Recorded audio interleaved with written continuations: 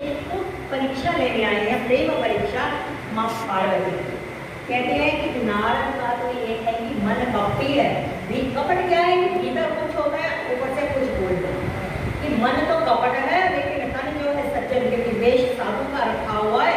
आप बस जैसे खुद है वैसे ही औरों को करना चाहते हैं।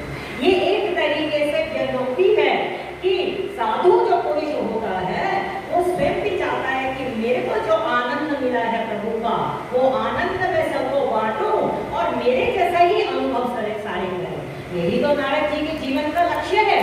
समस्त विश्व में भ्रमण करते हैं इसीलिए कि कोई एक जीव ऐसा हो, जीव के कल्याण के लिए, कि कोई जीव एक ऐसा हो जिसको हरि का रंग लग जाए। तो यहाँ कहते हैं कि उनके वचनों को विश्वास मानकर पार्वती, तुम अगर आगे बढ़ रही हो तो तुम चाहो पति सहज उदासा, घर बसाने जा रही हो तो मैं जरा बता दूं, ऐसा पति चाहिए जो स्वभाव से ही उदासीन स्वभाव का हो।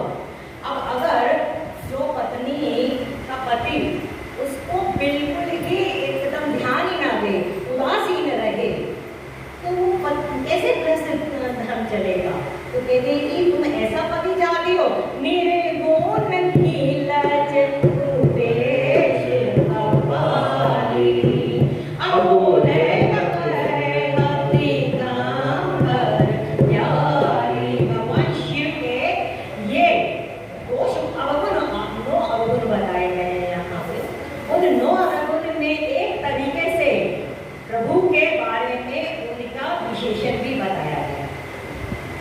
निर्गुण है।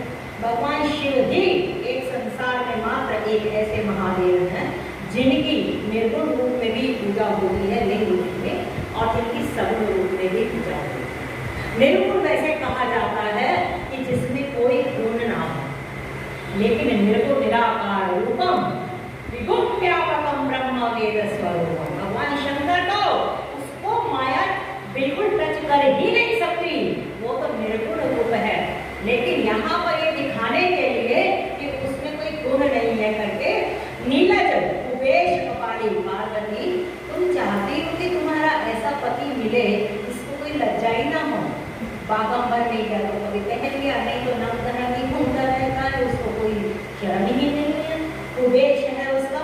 और कपाली को ऐसा कि जो पहली सती मरी की उसकी उसी की मुंडों की माला, और जितने भी वहाँ पर शमशान में रहता है मुंडों की माला ही धारण करे रहता है। कपाली है, अकुल है, अरे कुल का तो उसका कुछ पता ही नहीं है, आगे पीछे ना उसका माता ना कोई पिता है ऐसे। और क्योंकि जब विवाह करना है तो घर वर कुल सब देखा जाता है।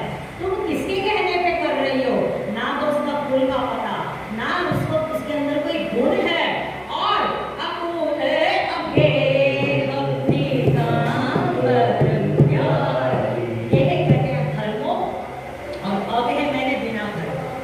शमशान में कहीं पर भी पड़ा रहता है, दिगंबर अवस्था में रहता है, उसको किसी की कोई शर्म नहीं, कोई दया नहीं, आगे पीछे हो तो उसकी कोई शर्म हो, उसको कुछ भी नहीं। और दयाली कहते हैं सर्प को, सर्पों का भूषण सर्पों को ही लगाए रहता है। ये पूरा का पूरा भगवान शिव के ही स्वरूप का वर्णन किया गया और समझा गया। और पार्वती माँ बिल्कुल धैर्य से कुछ बोलने नहीं, सुन रही, लेकिन इसके सब जवाब आगे दे दी। कहा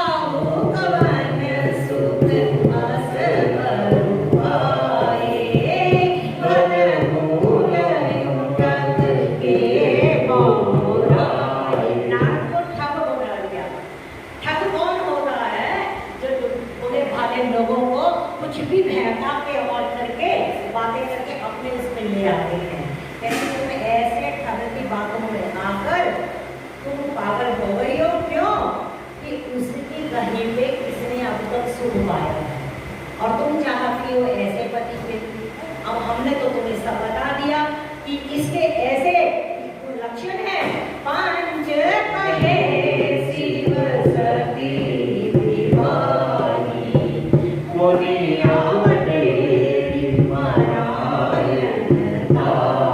अब तुम ये कहोगे मुझे तो सीख देने आ गए, जब सती का विवाह करा था उसने तब तुमने उसको वहां सीख नहीं दी थी। सती से भी तो क्या हुआ है, मैं कर रही हूँ तो क्या हुआ। तो कहते करके मैं उसकी भी बता देता हूँ कि जो सती का विवाह शंकर से हुआ वो शंकर की अपने उससे नहीं हुआ। ब्रह्मा ने दक्ष की पुत्री है सती, तो ब्रह्मा का पुत्र है दक्ष। उसने कहा जब भगवान विष्णु और भगवान ब्रह्मा जी ने सृष्टि और स्थिति बनाने के लिए ब्रह्माणी और लक्ष्मी का वर्ण कर दिया, अब संहार के जो देवता हैं जो भगवान शंकर हैं, अब उनको भी कहा कि आप भी अब थोड़ा सा अपनी शक्ति का प्रवेश करवाओ। तो उन्होंने कहा हमें तो कुछ शक्ति दो। ब्रह्मा जी ने सृष्टि चलाने के लिए उस समय जाकर भगवान शंकर को प्रार्थना की है कि अब आप भी अपनी शक्ति स्वरूपा को धारण करें।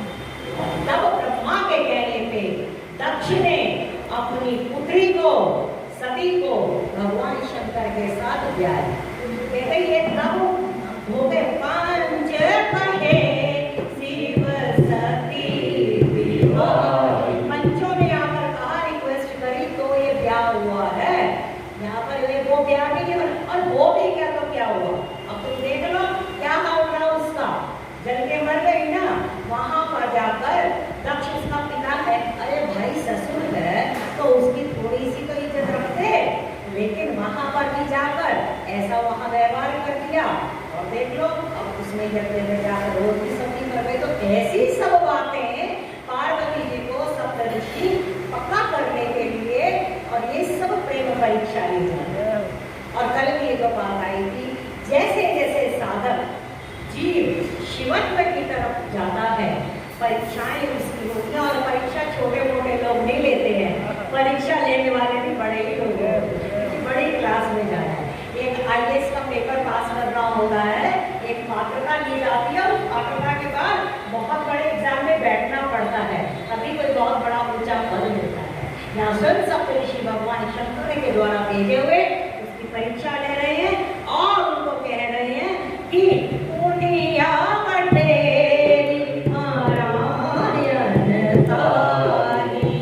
और फिर उसने उसी सती को त्याग करके मरवा डाला। अब सुख सोवत सोच नहीं मीत भाग्य भवधाय सहजे कामन के पवने तब किनारे। अब जो पत्नी प्यारी थी उसको भी उसने त्याग दिया, और त्यागने के बाद क्या हुआ, वो भी जगत में चल पड़ी है। तो तुम्हें पता ही है सब कुछ। अब अकेला बैठा है, और जिसको अकेले की आदत पड़ जाए उसको तो दूसरा सुहाता नहीं। अब तो उसको ना कोई सोच है ना कुछ है, भीख मांग के खाता है, कभी इधर गया कभी उधर गया, कभी वहां कथा सुनी कभी कुछ करा। वो घर बसाने वाले लोगों में से नहीं है जो तुम सोच रही हो कि मैं उसका वर्ण कर लूं। नारद ने तुम्हें बहुत गलत सीख दी है कि सहज एकाग्र केवल।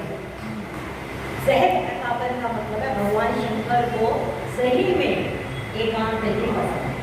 और शंकराचार्य कहते हैं एकांत सुखमस्य। जिस साधक को साधना करनी है धीरे धीरे वो अपना एकांत बनाता चला है। मजबूर साहब कहते हैं ना कोई गुरु ना कोई चेला, मेले में अकेला और अकेले में नहीं। हम सब लोग बीच में बैठे हैं तो भी साधना करते करते हम एक अपनी अवस्था ऐसी बना ले कि मेले में भी अकेले हो जाए, बस मैं और मेरा प्रभु। आस पास से हमें क्या लेना देना, कृष्ण चाहिए, मजबूर कृष्ण की खोज में। हमारी विडंबना ये है कि हम आस पास के जगत में हमारी वृत्ति को बिखेर देते हैं, और जब वो वृत्ति बिखर जाती है तो केंद्र से हम छूट जाए। मंदिर में आए, कथा में आए, हम प्रभु को प्राप्त करने आए। प्रभु यहाँ जाकर बिल्कुल साक्षात बैठे हैं, दृष्टि हमारी उसकी तरफ होनी चाहिए। डोगरे बाबा कहते हैं कि जो उसको ताकता है ताकने से ही ताकत मिलनी चली जाती है। आप देखो ये हनुमंत लाल जी की आंखों में आके डाल के देखो, कभी आपको देख रहे हैं वो, ये सब जागृत देव बैठे हैं। क्यों प्रणाम कर रहे हैं? क्योंकि सब जागृत देव हैं। तो यहाँ जब हम आए हैं तो परमात्मा ही हमारा मूल केंद्र होना चाहिए। धीरे धीरे शास्त्र के चरणों में बैठकर साधना अपनी हमें जो बनानी है, अपना धीरे धीरे एकांत बनता चला जाए। और फिर जब एकांत जीवन में बनता चला जाता है तो अपने अपने आप ही को परमात्मा कुछ कुछ अनुभव में उतरना शुरू होता है। रविंद्रनाथ टैगोर की जो गीतांजलि थी, जिसको नोबेल प्राइज मिला, वहां पर उन्होंने ये बोला है कि रात को जब जब मैं अकेला होता हूँ तब तब मुझे उसका अनुभव होता है और वो मेरे भीतर उतरता है और फिर वो ही मुझसे कुछ लिखवा के जाता है। और आप ही अनुभव करना, और बहुत बड़े बड़े संतों में ये बिल्कुल अनुभव है कि जो रात्रि का पिछला पहर होता है, जब ब्रह्म मुहूर्त से भी पहले की अवस्था, जिसको 3:30 बजे के आसपास का समय, जो व्यक्ति उस समय साधना में बैठता है, और उससे पहले का भी निशीत काल में तो बहुत ज्यादा भगवान शिव की जो पूजा होती है, ये जो अभी जो 14 हुई है, इस 14 के लिए तो बोलते हैं अमावस्या से पहले वाला जो दिन है उसका निशीत काल, मैंने 11 बजे से 2 बजे के बीच का जो काल है वो साधना का काल माना जाता है। जो उस समय अपनी जो भी मंत्र गुरु ने किया है या जो भी करा है, वो हनुमंत लाल जी की निषेध को कब मिले हैं? सुबह ब्रह्म मुहूर्त में तो मिले, राम राम तेरी सुमिरन। वो लंका में नहीं गए हैं, लंका में जब गए हैं तो रावण के महल में नहीं देखा, सब सोए पड़े हैं। जैसा आपने भी बताया, वाल्मीकि रामायण में तो ऐसा वर्णन है, विभत्स वर्णन है कि कैसी अवस्था दिखाई है। लेकिन जब विभीषण के गए हैं तो वो जब उठ पाए तो उठते ही राम राम बोलता है।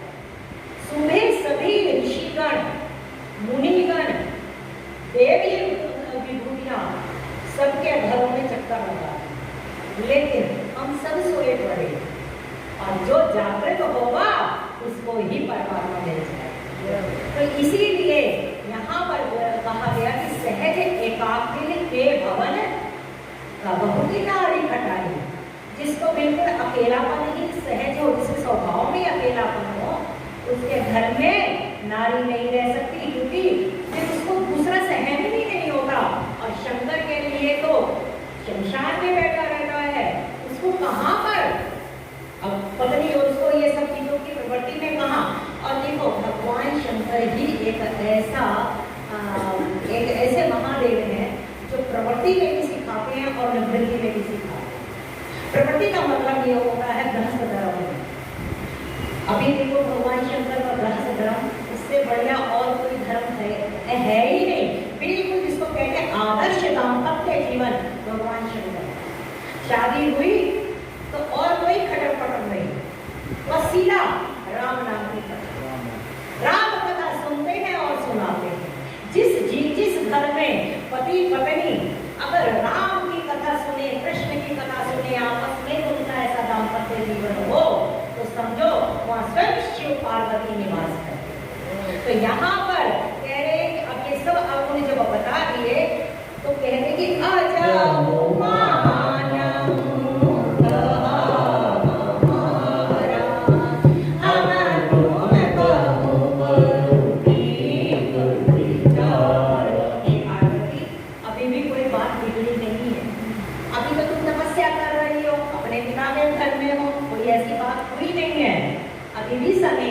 हम तो समय रहते आपको सचेत करने आए हैं कि आप समझ लो कि कल को ये ना हो कि पता नहीं लगा आ जाओ मैंने अभी मानहु कहा हमारा। सीख देने वाले तो बहुत लोग हैं, और यहाँ से ये प्रसंग भी मिलता है कि कुछ तो लोग कहेंगे, लोगों का काम है सबसे बड़ा रोग। दूसरा कहते हैं क्या कहेंगे लोग। हम सारी जिंदगी साधना अपने सब कार्यक्रम में लोगों को ही प्रमोट करते हैं कि फला ये कहेगा, फला वो कहेगा। कई लोग तो आकर कथाओं में भी इसीलिए अपने भाव को, आंखों में आंसू भी आ रहे होंगे तो वो रोक लेते हैं कि भाई कोई लोग ये ना कहे कि इसको पता नहीं क्या वो होगा। ये जो लोगों का जो भय है ना, ये हमारी मानसिकता के ऊपर बहुत हैवी रहता है। यहाँ पर हमें बहुत सुंदर सब ऋषि सब, और कोई छोटे मोटे नहीं है, बड़े बड़े ऋषि हैं, वो मुनि हैं, वो सब समझाने आए हैं। तो कहते हैं हम तो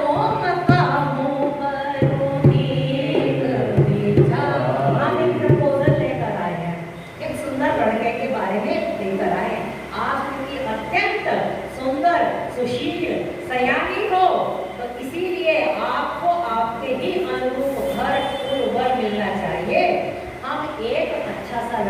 आपके लिए ढूंढकर लेकर आए। श्रेष्ठ वन अति सुंदर सुचि सुभग सुशीला पावनी वेद व्यासु जस लीला। नौ अवगुण भगवान शंकर के बताए। यहाँ पर सप्त ऋषि नौ ही गुण भगवान विष्णु के बताए, बिल्कुल बराबर बराबर काटे।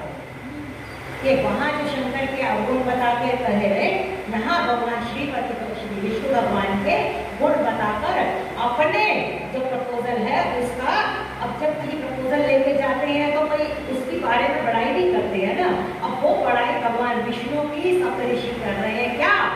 अति सुंदर, अति सुंदर है भाई, उससे सुंदर और कोई है ही नहीं।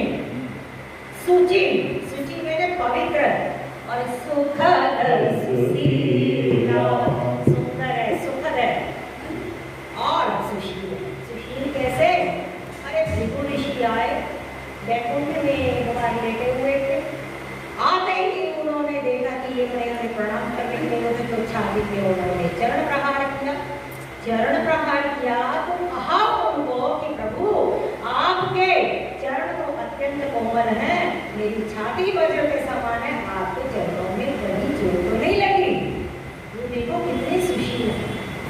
और वो जो जिससे तुम ब्याह के लिए सोच रही हो उसको तो कोई लेना देना ही नहीं है। और सोना पावनी वेद व्यासु जस लीला। हम जो वर्ग में बता रहे हैं ना, उसका जो वेद भी उसका वर्णन करते हैं, उसके बारे में चारों तरफ उसका यश छाया हो। लेकिन यहाँ पर इसको तो कोई कहता नहीं, कोई जानता नहीं, और बिल्कुल निर्लज यहाँ पर। और उसका जिसका हम वर आपको बता रहे वो तो सारे पूरे के पूरे त्रिलोकी के अंदर उसका यश छाता, लोग वेद सब उसका गुणगान करते हैं। दूषण रहित सकल गुण राशि। वहाँ तो कहा था निर्गुण है, कुछ है ही नहीं गुण। यहाँ कहा कि सकल गुण राशि, गुण ही गुण भरे पड़े हैं उसके अंदर, और दूषण तो कोई है ही नहीं। क्योंकि वहाँ बताया था व्यापी है, कपाली है, दिगंबर है, सहज उदासी है, लेकिन यहाँ पर कहते हैं कि दूषण तो है ही नहीं। दूषण रहित सकल गुण राशि, श्रीपति पूरे वैकुंठ निवासी। वो तो अवह था, उसका तो कोई घर ही नहीं है, शमशान है, ब्याहेगा तो कहाँ लेके जाएगा? शमशान में। लेकिन ये तो कहा वैकुंठ है उनका, श्रीपति है। श्री लक्ष्मी को भी कहते हैं, श्री ऐश्वर्य को भी कहते हैं, धन को भी कहते हैं। तो वो तो ऐश्वर्य युक्त है, सब कुछ है उसके पास, घर है, वर है, सब कुछ है। और यहाँ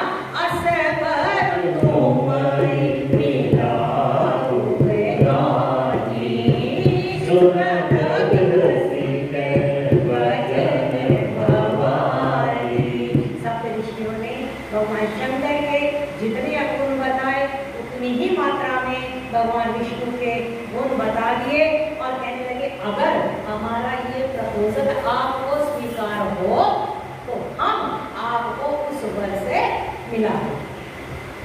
अब जैसे ये प्रपोजल सामने रखा, पार्वती जी हंस पड़े। हंस पड़े का मतलब कई बार हंसी जो होती है वो व्यंग की भी होती, कई बार निरादर के लिए भी होती है कि बनते ही अपने आप को मुझे क्या बेवकूफ समझते हैं, हमने भी कुछ सोचा हो कुछ ऐसे में सुना तभी हंसी मेरे भजन भवानी। वो स्वामी जी यहाँ पे भवानी शब्द लिख रहे हैं। भवानी का मतलब भव माने शंकर, और भव की भवानी मैंने जो उनकी पत्नी है वो तो माँ पार्वती ने पहले ही प्रण ले लिया था कि कोटि जन्म लगी रगर हमारी, परऊ सांधो न धरनी तुम्हारी। ये सब परीक्षा की जो उसकी तो माँ पार्वती हंसकर कहती है, सत्य कहूँगी भव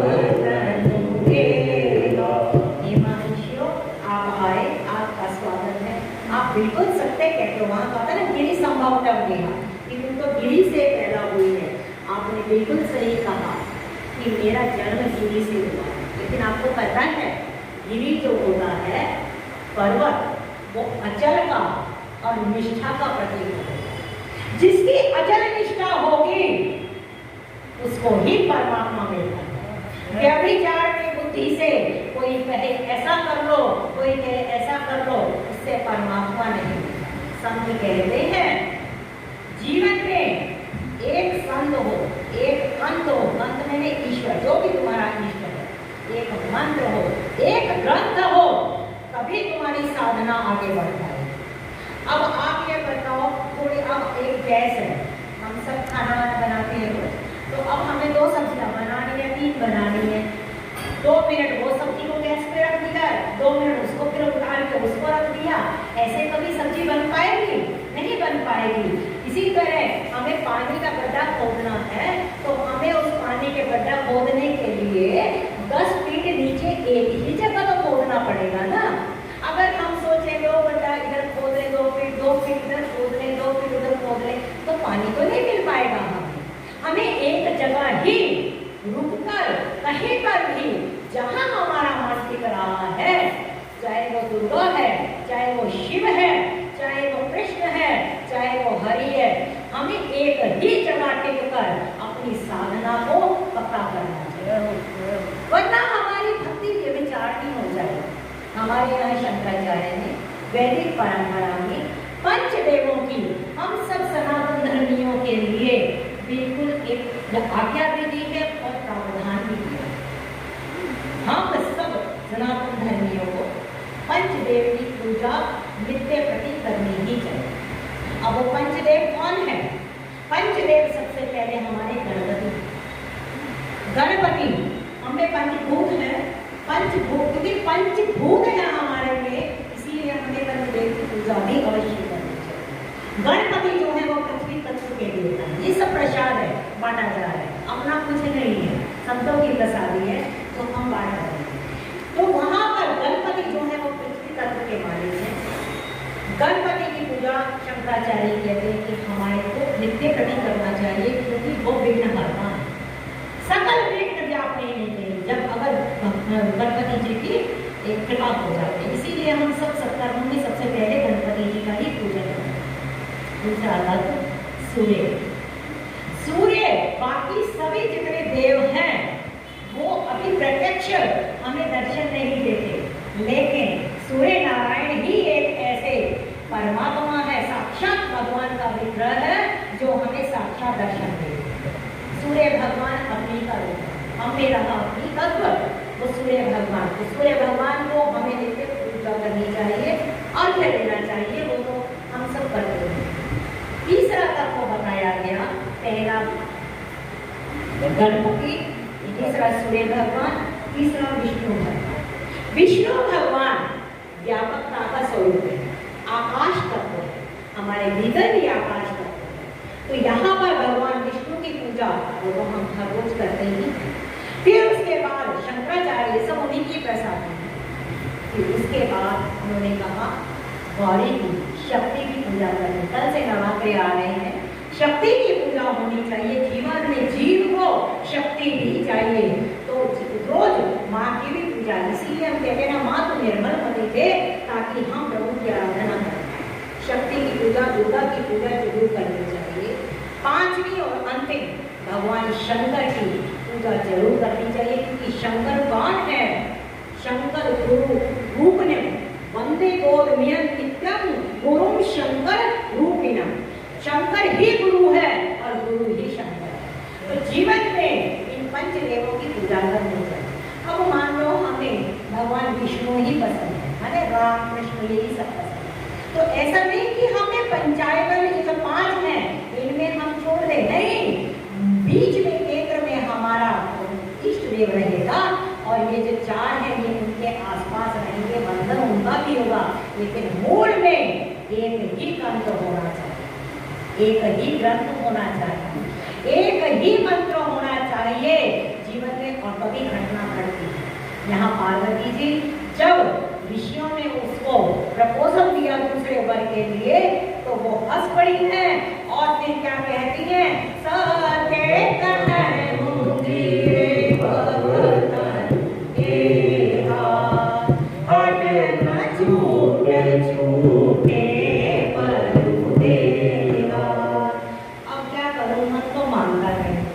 वो तो पानी के ऊपर दीवार बनाना चाह रहा है।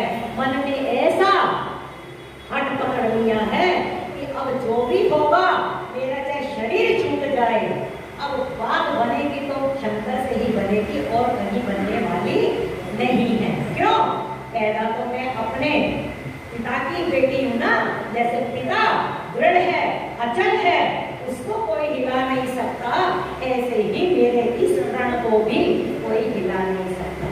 कने कहूनी पहचान ले कोई, जाए सहज न हरिहर सोई। ये सब ईश्वर छोटे में बड़ी बात कहती हूँ। आप कहते रहो कि छोड़ दो, स्वभाव कैसे छूटेगा? जैसे कनक कहते हैं सोने, कान से निकलता है तो पत्थर के साथ निकलता है, ठीक है। अब गिरी से ही, गिरी जब वो माँ पार्वती जो है वो तो गिरी से उत्पन्न हुई ना, और जो ये पत्थर निकला है कनक का जिसमें सोना मिला हुआ है वो भी तो गिरी से ही निकला। तो कहने लगा जब मेरा वो जो भाई बना है, जो भाई है क्योंकि वो भी तो वहीं से निकला और मैं भी वहीं से निकली, आप उसको देखो, उसको सोने में, उसको पत्थर को उसमें जब अग्नि में जलाते हैं तो भी वो अपना स्वभाव नहीं छोड़ता और सोना सोना ही रहता है। तो अब वो मेरा जो भाई है गिरी से वो भी उत्पन्न हुआ, मैं भी गिरी की ही बेटी हूँ। जब वो अपना स्वभाव नहीं छोड़ पा रहा है तो मैं अपना स्वभाव कैसे छोड़ूं? मुझसे स्वभाव नहीं छूटेगा, क्योंकि मुझे तो अब अपने गुरु की लगन लग चुकी है। मेरे गुरु ने जो मुझे बताया मुझे उस पर अचल विश्वास है। क्यों? नारद भजन न मैं बसाऊं भवन उजराऊं नहीं डराऊं। अब मेरा गुरु नारद जी हैं, उनके जो वचन है उनको और मैं छोड़ने वाली नहीं हूँ। अब जो मेरा घर बसे तो बसे, उजड़े तो उजड़े, मेरे को अब कोई डर नहीं। और इसीलिए संत कहते हैं कि ये जो मार्ग है ना, ये मार्ग कायरों का मार्ग नहीं है, ये पीरों का मार्ग है। जो कर भूखे अपना चले हमारे साथ। इस साधना के मार्ग में, परमात्मा को प्राप्त करने के मार्ग में बहुत विघ्न आते हैं, बहुत कुछ लोग कहेंगे, लेकिन जो वीर होगा, जो परमात्मा पे जिसका अचल विश्वास होगा, अपने गुरु के वचनों पे विश्वास होगा, उसको कोई डर नहीं होगा। और वो साफ कहती है ज्यादा से ज्यादा क्या होगा, मेरा घर ही उजड़ेगा ना, तो कोई बात नहीं, घर बसेगा या उजड़ेगा, बात तो मेरी वहीं से लगेगी। ऐसी जब दृढ़ हमारी भक्ति बन जाएगी, हम तो क्या अवस्था है हमारी, पीपल के पत्ते की तरह हम कांप जाते हैं जरा सी परिस्थिति। जबकि भवानी शंकर वंदे श्रद्धा विश्वास रूपिणा। वो स्वामी जी कहते हैं भवानी और शंकर कौन है? श्रद्धा और विश्वास। जब हमारी श्रद्धा और हमारा विश्वास अचल हो जाएगा, तभी जीवन में राम कथा हमारे भी प्रकट हो जाएगी। क्या कहती है वो? गुरु के वचन प्रतीति न जेरी, सबने सुख मन सुख सिद्धि तेरी। सतऋषियों, आपको मैं क्या बताऊं, मैं बहुत छोटी हूँ आपसे, लेकिन मैं कहना चाहूंगी कि जिसको अपने वचन पे, प्रतीति का मतलब विश्वास, जिसको अपने वचन पे, अपने गुरु के वचन पर विश्वास नहीं है, उसको सपने में भी सुख भी नहीं है और सिद्धि की तो बात बहुत दूर है। और आजकल सभी गुरुओं की, सदगुरुओं की एक बहुत बड़ी एक मन की व्यथा है कि उनको कोई ऐसा शिष्य मिल ही नहीं। हम सब गुरु को मानते हैं लेकिन गुरु की नहीं मानते। जिस दिन हम गुरु की मान गए, और गुरु कौन है? देखो, किसी को व्यक्ति रूप में मिल जाए वो तो एक अलग बात है, लेकिन हनुमंत लाल जी भी गुरु है, भगवान शंकर, अरे छोड़ो, मानस स्वयं गुरु है, भागवत गुरु है, गीता गुरु है। किसी भी एक ग्रंथ को आप अपने जीवन में